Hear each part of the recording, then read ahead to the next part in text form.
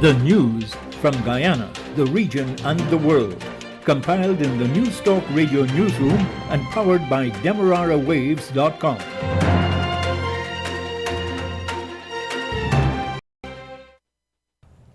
A very good morning to you. With the news at this time, I am Deanna Jordan. The news comes to you with the compliments of Eureka Medical Laboratories. To begin the news, here's a look at the leads. Vice President Bart Jagdeo says he has never taken a bribe. Rangers have been deployed to check sea and river defenses. In regional news, a Trinidadian cultural organization wants more money before 2 musical festivals can be held.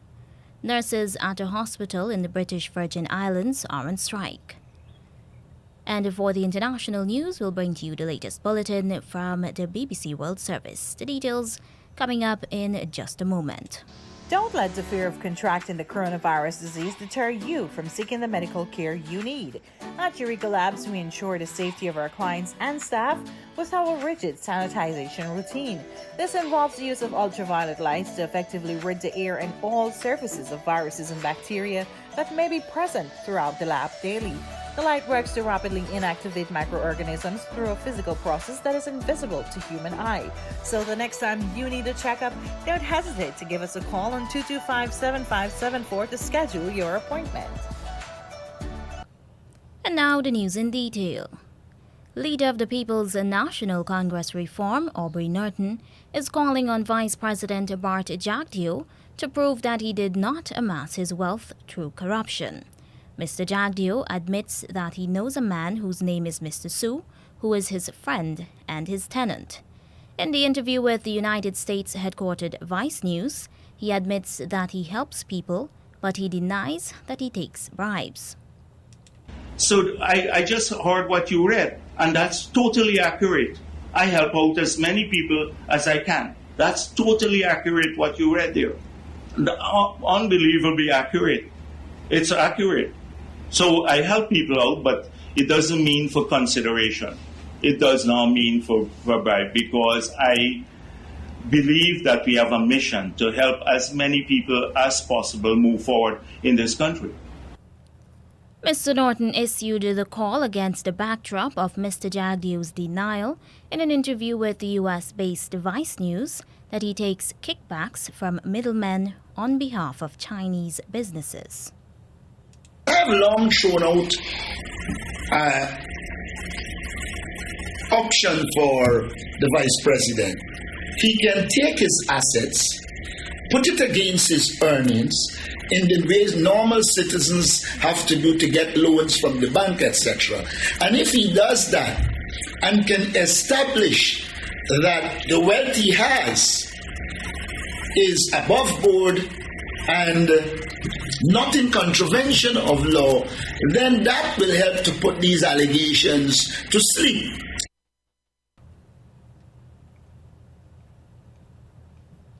The PNCR leader is also asking the vice president to make public his foreign bank accounts.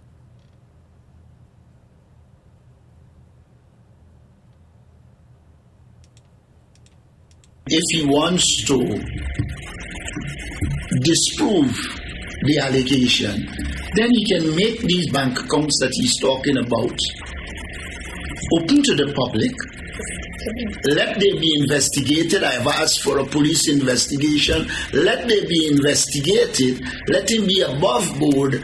And that and only that will remove the suspicion and allegations. Leader of the People's National Congress Reform, Aubrey Norton.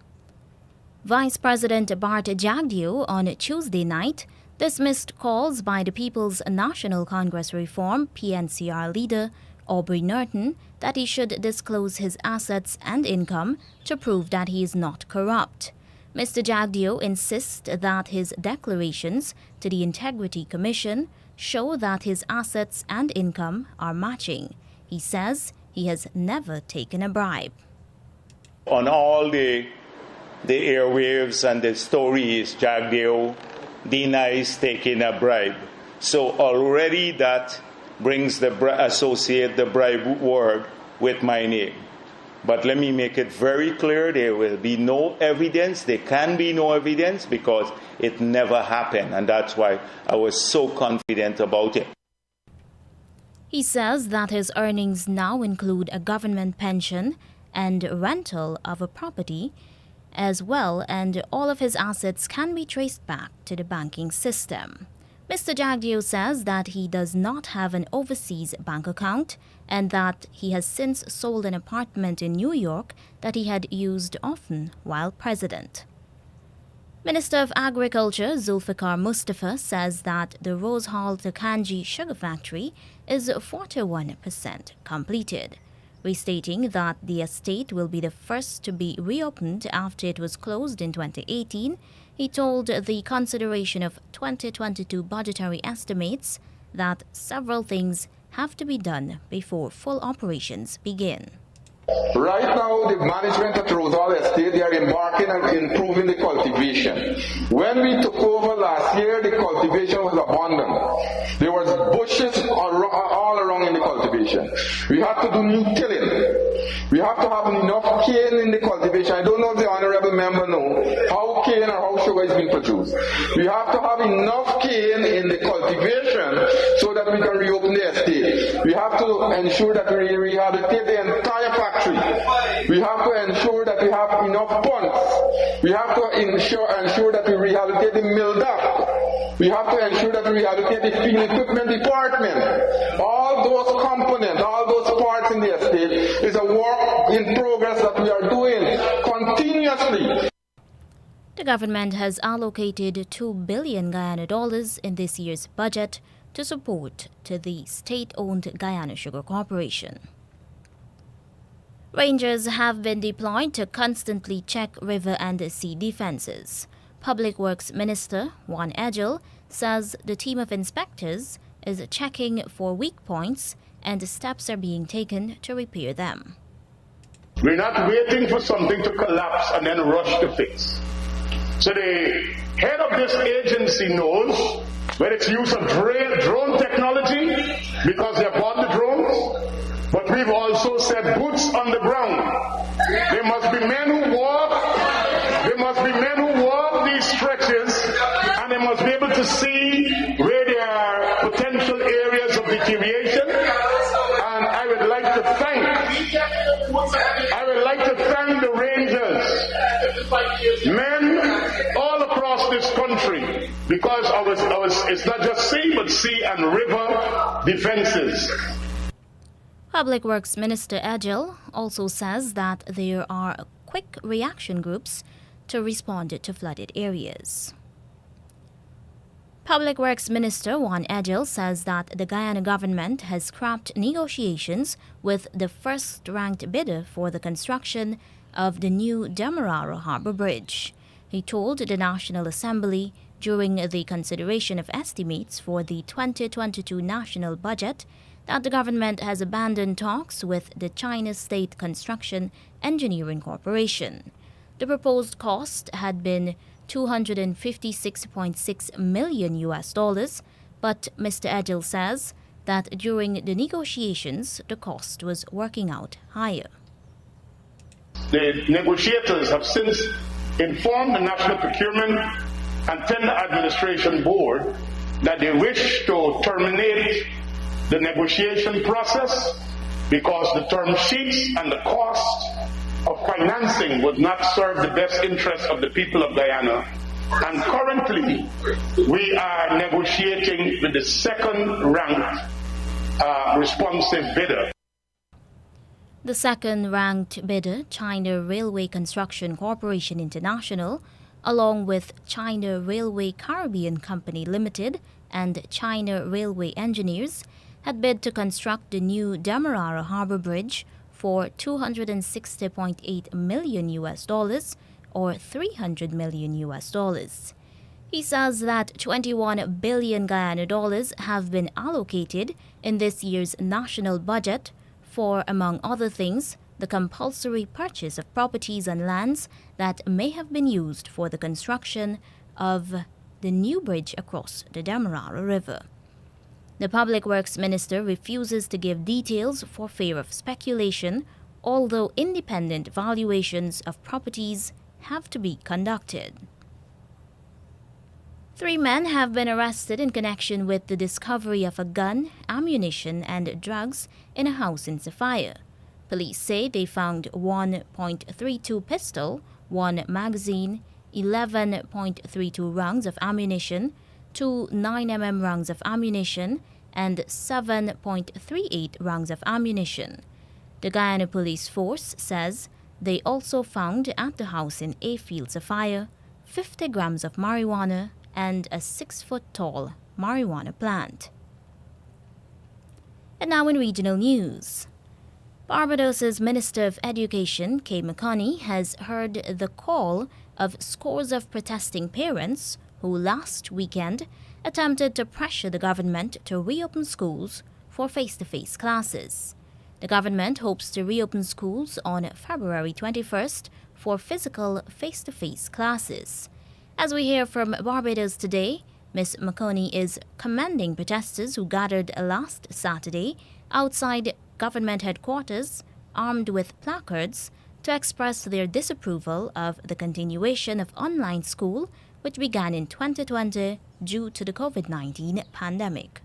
We are intent on working across government and with all of our partners to see how it is best for us to get to a February 23rd return to 21st face-to-face return to school.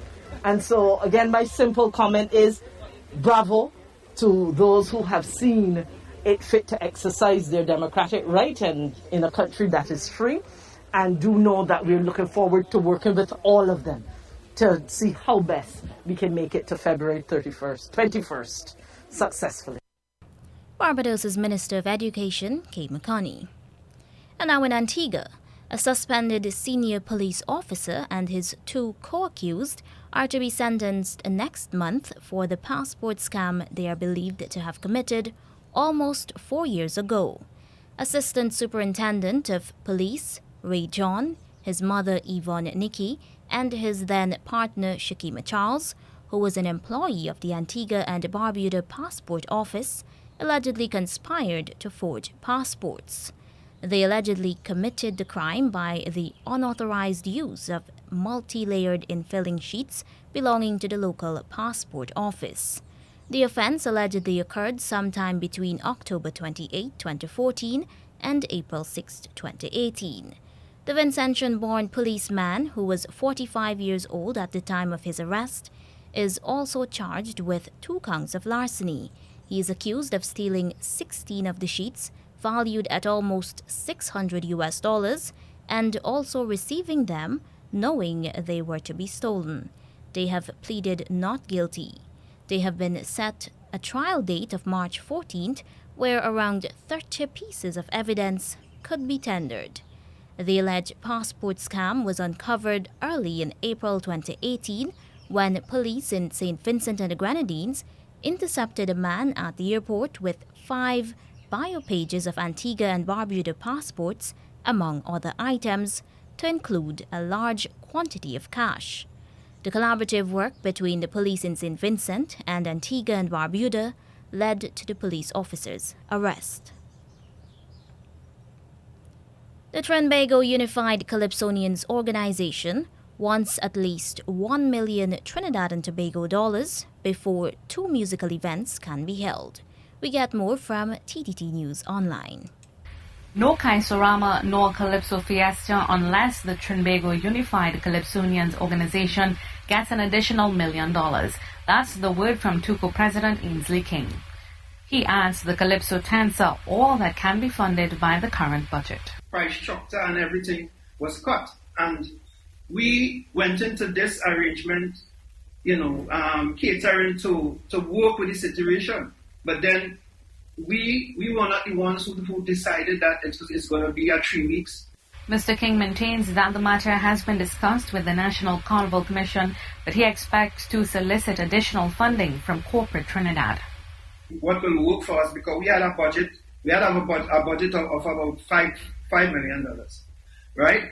But what will work for us now, seeing that we have meet to this point, I will say I would say approximately a 2, let's say a 2.5 will take us through.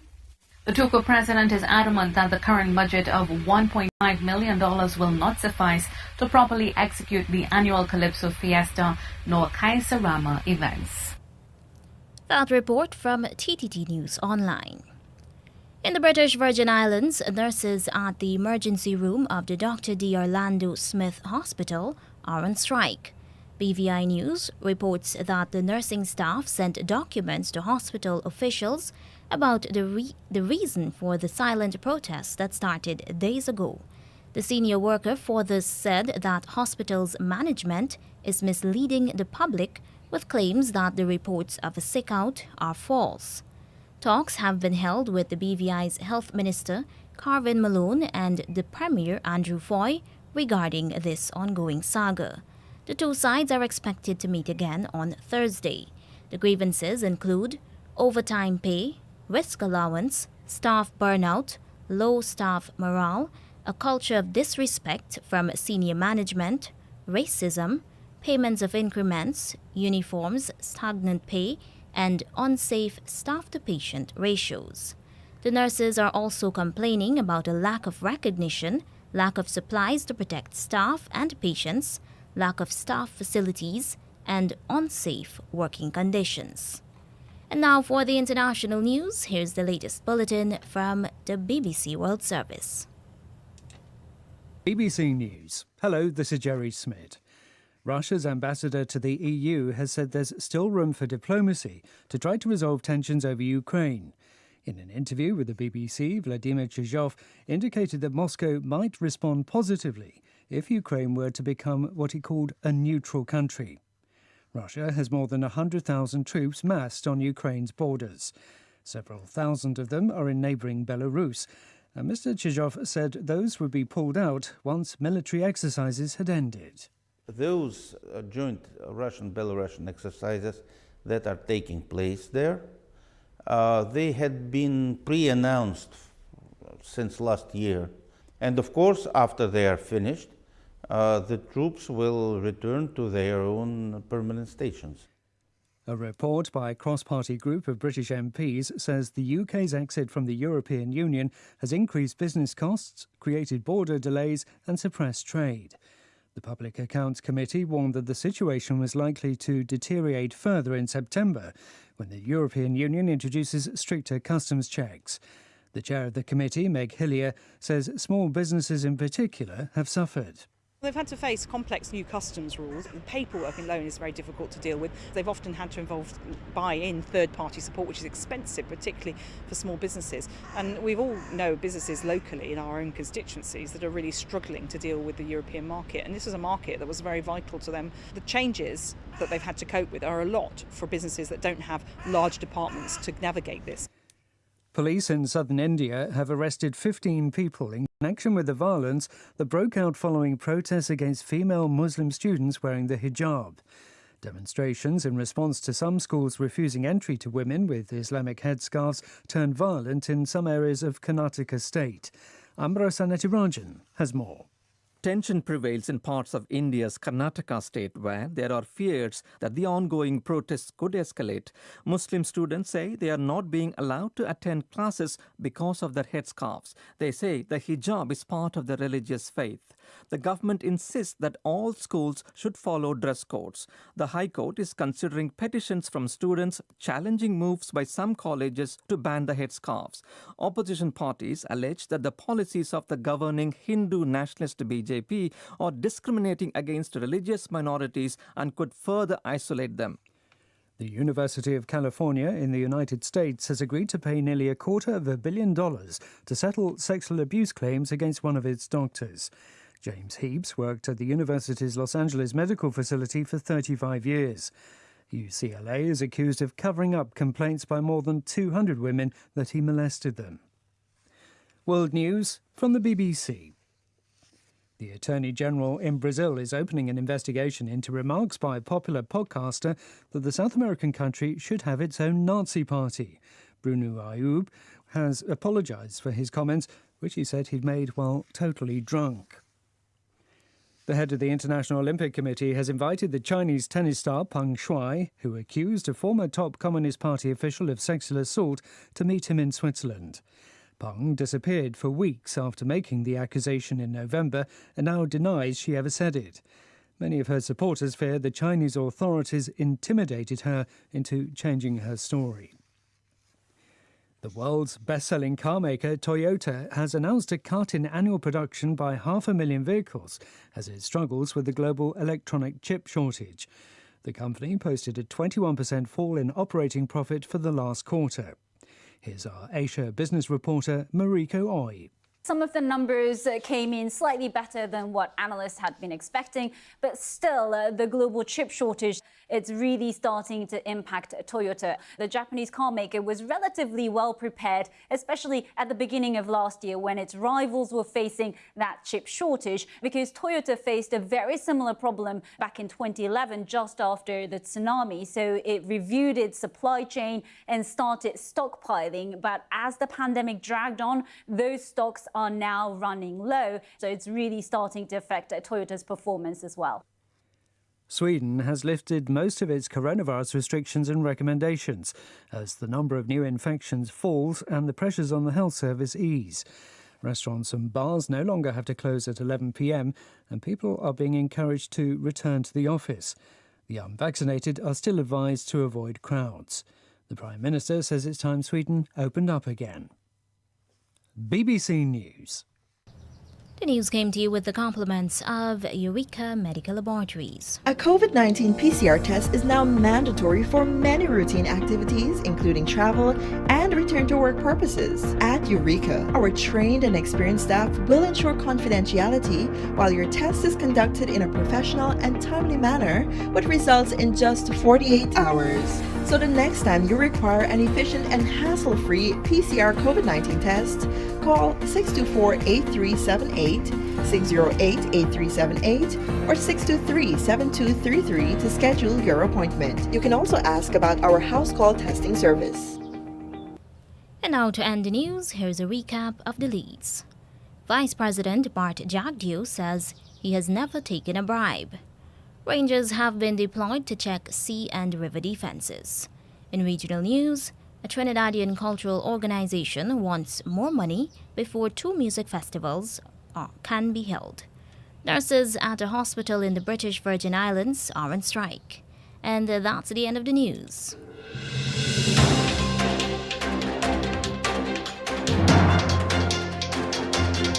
This has been the news, compiled in the News Talk Radio Newsroom.